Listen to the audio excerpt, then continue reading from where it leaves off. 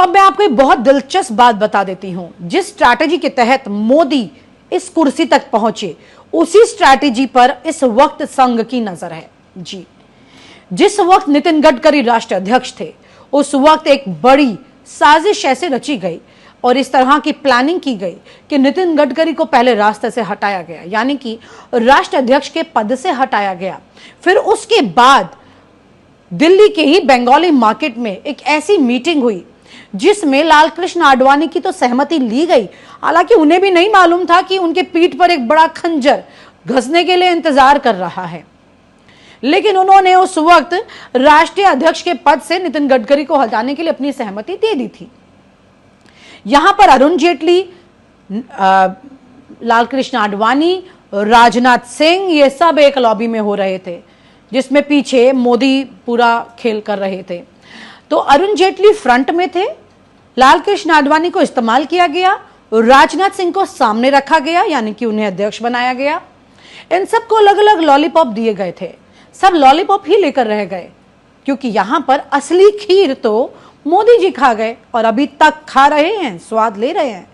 अब संघ को उन तमाम पुरानी चालों का अंदाजा है।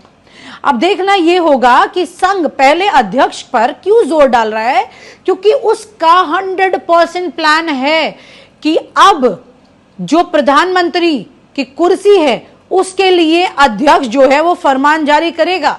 दोस्तों नमस्कार, मैं हूं विनीता यादव और आप देख रहे हैं न्यूज नशा, आदत हर खबर की। खबर यहां पर बड़ी दिलचस्प है।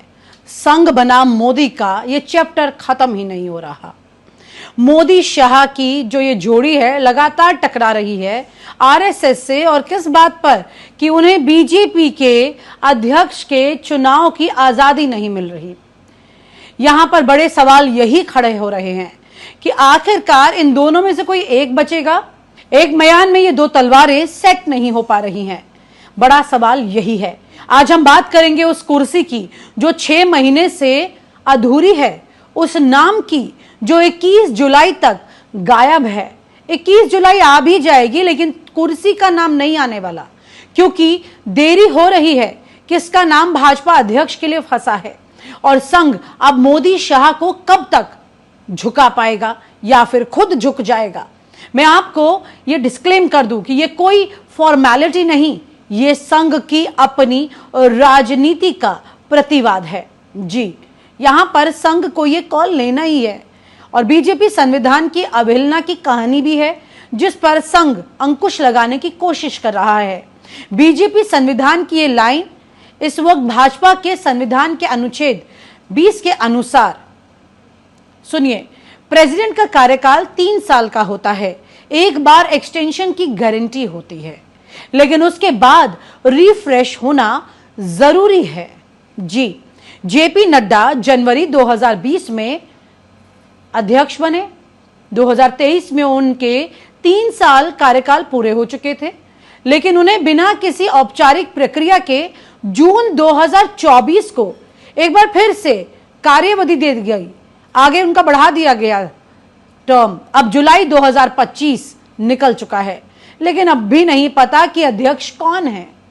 कोई चुनाव ही नहीं हो रहा, सिर्फ अटकलें चल रही हैं, अंदर खाने की चर्चाएं चल रही हैं। कोई सदस्यता फॉर्म नहीं भरा गया और पार्टी कह रही है संविधान फॉलो करना मुश्किल था महामारी की वजह से। आपको याद होगा कि एक बार किस तरह से सवाल उठा था संसद में जब अखिलेश यादव ने इनके अध्यक्ष पद को लेकर सवाल उठाया, और उस वक्त अमित शाह ने जवाब में यह कहा था कि हमारे यहां पर कोई एक व्यक्ति पार्टी नहीं चलाता कि खुद प्रेसिडेंट बन जाए, यहां पे पूरी प्रक्रिया चलती है। बड़ा सवाल यह है कि ये प्रक्रिया इतने दिनों की है क्या कि पूरी नहीं हो पा रही सालों से। ये बहुत बड़ा सवाल है। अमित शाह ने बोल तो दिया था, लेकिन आज वो खुद अपनी ही बातों में फंस चुके हैं। अब बताइए आप, क्या ये ठीक है? क्या जो नियम संगठन ने बनाए वही बीजेपी छोड़ सकती है? क्या ऐसा होगा? या तो जेपी नड्डा सूट करते हैं, नहीं तो अमित शाह खुद सूट करते हैं इस कुर्सी के लिए। यह भी गजब बात है। मोदी शाह की ये जोड़ी चाहती थी कि अध्यक्ष वही बने जो गुरु आज्ञाकार हो। 2014 से 2019 तक अमित शाह ने प्रेसिडेंट रहने की कोशिश की, लेकिन नियम कहता है कि सरकार और संगठन एक साथ नहीं चल सकते। उसके बाद जेपी नड्डा सामने आ गए और इस अवतार के सामने काफी समय निकल भी गया। संघ ने इसका विरोध किया है। फिर जेपी नड्डा का नाम बार बार आने पर संघ नाराज हो रहा है। कोई और नाम सूझ नहीं रहा, लेकिन 3 साल के लिए एक नया नाम चुनने में इस वक्त एक बड़ा युद्ध चल रहा है। आरएसएस को वो नाम मंजूर नहीं जो बीजेपी दे रही है, बीजेपी को आरएसएस का मंजूर नहीं। एक बड़ी बीमारी दोनों के बीच में पनप चुकी है। अब नाम आएगा कब, कहां से? संघ का गुस्सा है ओबीसी चेहरे और संगठन की जाति, ये तमाम चीजों से बचे। भाजपा के तमाम संभावित लीडरों की सूची में धर्मेंद्र प्रधान और भूपेंद्र यादव के जो नाम थे वो ड्रॉप किए जा चुके हैं, जो मोदी शाह के तो अनुकूल थे, लेकिन आरएसएस ने इन पर रोक लगा दी। आरएसएस को ये नहीं चाहिए। इनको हटाने की वजह भी सिर्फ यही कि अमित शाह के साथ हैं। संघ कह चुका है, हम ऐसे किसी को अध्यक्ष नहीं चाहते जो सिर्फ पीएम या होम मिनिस्टर का आईना हो। यहां पर संविधान सर्वोपरि होना चाहिए। उन्हें चाहिए ऐसा नेता जो आरएसएस की विचारधारा से जुड़ा हो, कार्यकर्ताओं में विश्वास रखने वाला हो और निर्णय स्वयं ले सके, संविधान के मुताबिक चले। लेकिन यहां पर ये सब कुछ एक एक कर पत्ते की तरह धराशायी हो रहा है। संघ को यह भी चिंता है कि मोदी शाह ने बीजेपी को व्यक्तिगत जो संस्था बना दिया है, अब वो खत्म हो चैप्टर। यहां निर्णय सिर्फ पीएमओ केंद्रित हो गया है और अब ये नहीं होना चाहिए। जो निर्णय लिया जा रहा है वो सर्वसम्मति से होना चाहिए, एक व्यक्ति निर्णय ना ले। स्वतंत्र अध्यक्ष होना चाहिए, संघ ये चाहता है। इसे संविधान के मुताबिक चलाओ। अध्यक्ष वही हो जो कार्यपालिका से स्वतंत्र हो, जो पार्टी संस्थान को चलाए, ना कि कोई एक व्यक्ति इन सब कुछ को चलाता रहे। आज बीजेपी संविधान बस एक नाम मात्र रह गया, ये सब जानते हैं। संघ अब ये बोल रहा है कि भाई आपका अध्यक्ष ऐसा हो कि हमें निर्णय लेने की स्वतंत्रता मिल सके, संघ की भी इन्वॉल्वमेंट हो सके और आप मोदी शाह की पिता दामाद की जोड़ी ना बनकर रह जाए। ऐसी चीज नहीं होनी चाहिए। मतलब इतनी अच्छी इक्वेशन दोनों की। 2024 लोकसभा और आरएसएस की वापसी के संकेत। 2024 के लोकसभा चुनाव ने बीजेपी को झटका दिया। सीटें कम हुई, संगठन का सपोर्ट कम मिला और यहां पर संगठन ने अपनी ताकत दिखा दी और बीजेपी को भी यहां पर नतमस्तक होना पड़ा, क्योंकि अगर संघ ने हाथ खींचा तो उसके बाद बीजेपी का गिरना तय है। यानी कि जो बीजेपी में मोदी जी की ब्रांडिंग को लेकर करोड़ों खर्च हुए, पूरा संस्थान, पूरे सिस्टम सब इसमें लगे रहे कि अगर कोई है एक तो वो सिर्फ मोदी जी। तो उस एक को नीचे लाने के लिए संघ ने एक ऐसी स्ट्रैटेजी रची जो कि आखिरी वक्त में मोदी को धोखा दे गई, आईना दिखा दे गई। अब इसके बाद में तस्वीर ये है कि अब कैसे कोई इतना डिफेंड कर सकता है कि सिर्फ मोदी ही हैं, मोदी नहीं तो नहीं कोई। अब मोदी के अलावा भी कई ऐसे चेहरे हैं जिनको ये जगह खूब सूट कर सकती है और वो व्यक्ति उस जगह को सूट कर सकता है। संघ चाह रहा है कि अब ऐसा ही कोई व्यक्ति इस कुर्सी पर आकर बैठ जाए। अब देरी क्यों हो रही है? संघ की लॉजिकल शर्त है। अब सवाल यह है, अब तक देरी क्यों हो रही है?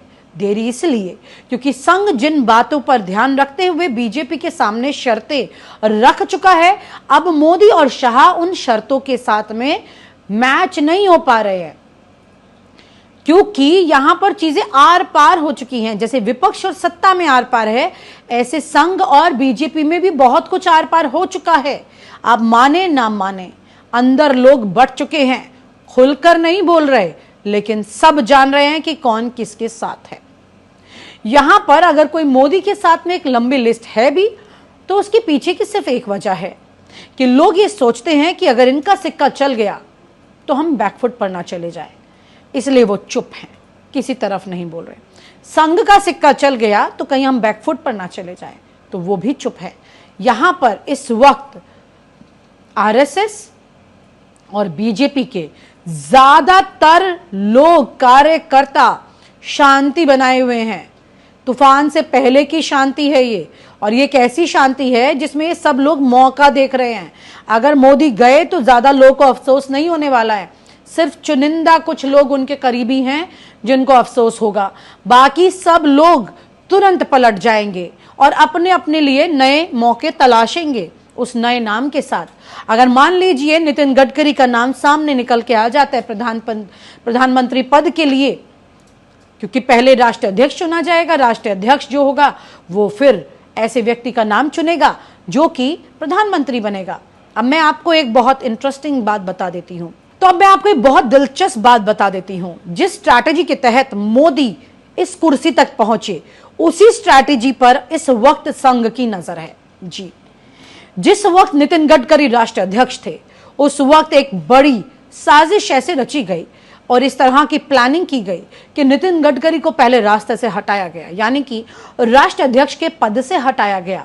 फिर उसके बाद दिल्ली के ही बंगाली मार्केट में एक ऐसी मीटिंग हुई जिसमें लालकृष्ण आडवाणी की तो सहमति ली गई, हालांकि उन्हें भी नहीं मालूम था कि उनके पीठ पर एक बड़ा खंजर घसने के लिए इंतजार कर रहा है।